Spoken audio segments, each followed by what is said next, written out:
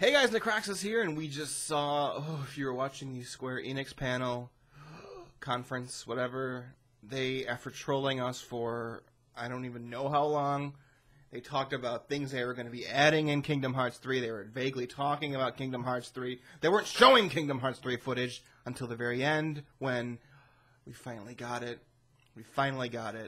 and now we're going to review it together. Here we go. Oh, and if you haven't seen this trailer yet, I would suggest watching it first before you see my analysis of it. I'll put a link to that in the comment below, but I'm going to be pausing and talking about a lot of the stuff in there. So if you want to see like a dry run first viewing, I would recommend it. Check out the trailer first, and then come back and watch this. Alright, here we go. I'm so pumped! Have you heard of the ancient Keyblade War? Alright, stop it right there. The Ancient Keyblade War, for those of you guys who don't remember, is the Keyblade War that took place way before even Birth by Sleep, which happened way before the first game in the chronology of the Kingdom Hearts series. We didn't see it. We see the aftermath of it, or I guess parts of it when we get to the Keyblade Graveyard in Birth by Sleep. You also see the Keyblade Graveyard in the hidden ending of Kingdom Hearts 2. But the Keyblade War was this massive battle between light and darkness that happened way in the past, where a bunch of people who used to have Keyblades, remember, if you've been playing the games and paying attention, there used to be a ton of people who could wield Keyblades, and after the Keyblade War, they almost all died out, and now there's only a couple, by the time Birth by Sleep happens, at least. And then as Birth by Sleep ends, there's even less people who can control Keyblades, because, you know, Ventus gets, like, thrown into, like, a weird coma, half destroyed, Terra's body gets taken over by Xehanort, Aqua gets locked into the Realm of Darkness, but they do pass along their ability to wield Keyblades to Sora, Kairi, and Riku. So let's continue. Yeah, the Master's favorite story. So, you know the Lost Masters. They're the ones who started the Keyblade War. Never heard of them. You can drop the facade. Stop right here. Oh my god. Okay, so, right out of the gate, we get gameplay, and it's beautiful. It's so beautiful. This is going to be the Tangled world that they announced right before they showed this off, and we're going to see more of how we can figure out this is Tangled world in a second. So let's continue. Stop again. Those water elementals, or I guess water heartless. I'm pretty sure they're heartless. Let's move forward a little bit. Stop. Okay, so see, yeah, they're definitely heartless, and they look freaking sweet. They reminded me at first glance of like the Draenor water elementals from Warlords of Draenor, but now that I can see them more clearly as we're freeze framing here, they don't, but they still look really awesome, and I'm so excited to play. So let's continue.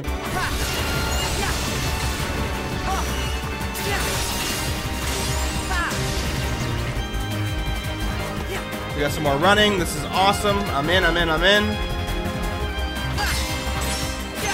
These paws are definitely heartless right here. I wonder if the first group we saw were like the, I guess you want to call them prime heartless. If you played like Kingdom Hearts 2, for example, as you get to the very end of the game, you see kind of like, I don't want to say worse versions, but like more evil looking versions of heartless that you fought before. The most, I guess the most obvious one is the little tiny shadow. When you see the shadows at the beginning of the game, I guess I'll just put them right up on the screen right here. You see the little cutesy one, and then you get to the end of the game, and you see this one. That's what I think the water elementals are, because there are already water elemental heartless in the game, so maybe it'll be like these ones. And then as we get to the end of the game, we'll see like the ones we just saw, which look way more fierce, I guess. So let's go. Pause right here. This, I swear to God, I hope this is as open world as this jump off this cliff seems to indicate. If so, I will be super impressed and excited. So yeah, this jump off this ledge, in addition to showing the grand scale of how beautiful this looks, just gives me hope that it's way more like open world ish than it has been in the past, and maybe we can actually like visit worlds like through waygates. If you look to the left, right to the right there, there's like a little coliseum, which seems really out of place. But maybe it's like if you go in there, you get transported to another part of the area, or you get transported to another world entirely. I think that would be an amazing way for them to switch up the gameplay in this third installment. And the final one, at least the final one in terms of Sora's story, in a way that would be completely different and memorable. So, yeah, let's go. Alright, right here. This is such a nostalgic trip. Okay, let's see Goofy say it. Oh, okay, we're gonna pause again. That was fantastic. So, yeah, that's definitely an ability that they've taken from Kingdom Hearts 2, I believe, is when they first do this. That's one of their combination attacks, so, yeah. Sweet. That's completely pushed the nostalgia button for me. I was freaking out when I saw that, so it was awesome. Yep, so let's continue. This is awesome. We've seen this Titan before. I love this part. Alright, pause. Choo-choo all aboard the hype train for this. We've seen this clip several times now, but it seems like... I find it really interesting that it seems like a lot of the special attacks... I think this summoning the train from Disneyland is only... That's what it is, by the way. It's the train from Disneyland. They're just putting it in the game. We're going to see later that they also put in the pirate ship. But I find it interesting that this is how they are going to take, like, final smashes, if you want to call them that, against, like, the enemy, or, like, final attacks. And I think this train, we've only ever seen it against the Titan from Hercules, which is what this is. So I think it's kind of like the finale attack you do when you're about to beat them. So that's pretty cool. I don't know if it's good or bad that they're just putting straight up Disney World rides into the game, but I don't know. I guess I'll have to see how extensive they're in before I make my judgment on that. So let's continue. Bam! Oh, pause right here. Okay, so this is going to be a little weird compliment, and I think people might take it like kind of creepily, and I don't intend it that way, but I'm glad that Sora looks a lot older here. I'm glad that he's kind of like, he looks like he's matured. He looks like he's like gotten some muscle. He's built some muscle up. You can see like right in the, like right where the V-neck goes down, he like actually has like chest muscles now. And it's because I've always had a problem in Squaresoft, Square Enix now, games where they had like the male protagonists who are like wielding giant swords, but they look like super skinny and they don't have any muscles. Like it never makes any sense. You know, granted, I get it's Final Fantasy and, you know, that's kind of their shtick, but there are a lot of, you know, there are games where if someone is a sword wielder, they look like they can do it. And, you know, Sora doesn't have any, like, magical powers that would allow him to wield heavy weapons, like, you know, with ease. Or he's not like a demon like Inuyasha who uses, like, a gigantic sword without any problems whatsoever. You know, he's not like a mutant or anything. So I'm glad they're kind of, like, they're maturing him up a little bit. He's getting a little bit more muscular because it looks more realistic, I guess. And I realize the irony I'm saying that as we pan to the left a little bit and see fucking Goofy standing there. But, you know, I like that Sora looks older because he's got to be at least like 17 or 18 now in this game. So, you know, I'm glad that they're making him older looking, and you can see Donald right there. Donald and Goofy seem to be wearing the same thing, although this is a new outfit for Sora I didn't even mention. So, I don't know. I'm just glad Sora looks older because I was fine with the younger versions of them in the first game because I was younger, but now that I'm older, I'm an adult now, I would like to see these characters grow up a little bit more. They did that with Riku, like super hardcore, like he looks like a complete adult now, but Sora, I always felt like he was still stuck in like this weird tween model that they kept using for him in all the games, and I didn't really like it. So let's also hope that Kairi and the rest of the young adult cast look older too, because I think that would be a good way to end the series, is showing them grown up. So, alright, let's continue. And we're going to pause immediately right again. So there's Rapunzel's tower. This is how we definitely know this is Rapunzel's world. And, yeah, so that's cool. Alright, continue!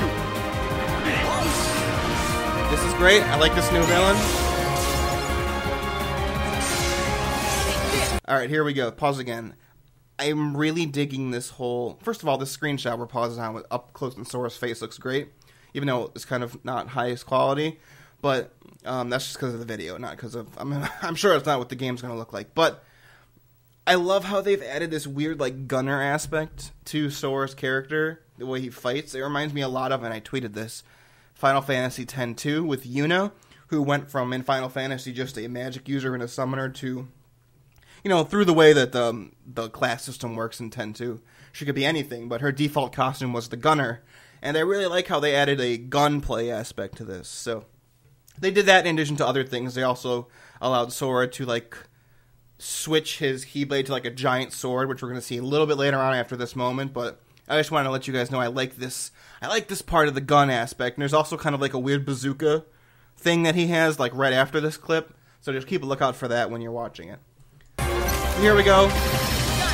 Here's the bazooka-looking thing.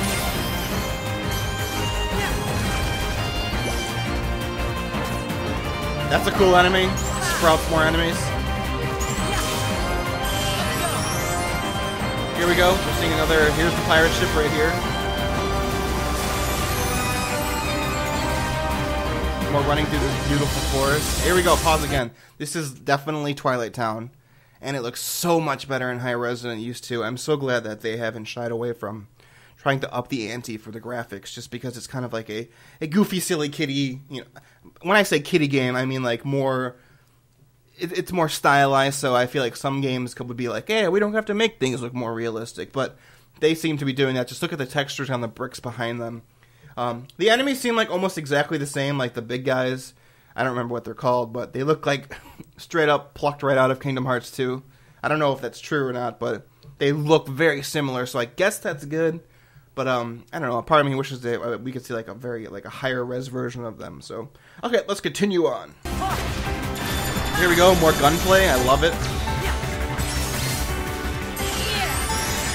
Got the teacup rides from the Mad Hatter. Another seems to be another Disneyland straight out of straight out of the park. And here we go, Pegasus, which is cool. This has got to be a summon. On that land shall darkness prevail and light expire.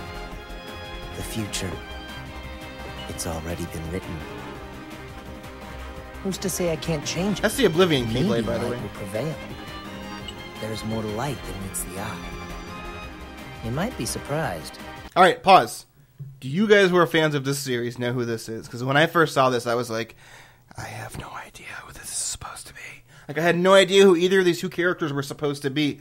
But they did come out and say that this character actually is a young Master Equus, who is... My dog's barking because he is excited for Kingdom Hearts. But this is supposed to be a young Master Equus who is the one who trains Aquaterra and Ventus in the Keyblade skills. And he ends up... Spoiler alert for Birth by Sleep, but we know that he ultimately ends up being kind of betrayed by Terra, but also he gets tricked into it by Xehanort and ends up dying, as in getting sent to the Dark World. But yeah, this is supposed to be a Master Equus, so we're going to see the other face in a second. Let's resume. Oh, I hope so. Bam! That's supposed to be Master Xehanort, his original form. So it's really interesting they've chosen to go with this trailer's like story thread. And when I say story, I'm using quotation marks, even though you can't see it, because they're not really talking about anything important. They vaguely are referring to the Keyblade War that just happened, and then, you know, Master Equus right there just vaguely referred to Sora, and maybe the light can win. But, you know, if you watch this trailer and you're like, I have no idea what they're talking about, congratulations. That's par for the course for Kingdom Hearts. I had to actually watch this a couple times before I was like actually understanding what they're saying. But yeah, this Xehanort specifically does not look like Master Xehanort that we saw in Birth by Sleep. I guess we're supposed to recognize him by the eye color. I didn't connect that at first because it's been a couple of years since Birth by Sleep came out. So yeah, that's who this is supposed to be. Here we go. Kingdom Hearts 3. Super, super pumped. So yeah, there we have it. That was the trailer. It was so cool. The backgrounds all look amazing. The environments look great. Rapunzel Land. Did Rapunzel's Kingdom have a name? I just don't remember it. I haven't seen the movie in years, but that place looked amazing. I really hope it's as open world as that one cliff jump makes it seem. You know, Twilight Town looks fantastic. I'm super pumped for that. We've been there this will be the third time now, so I'm glad they're kind of finally updating how it looks.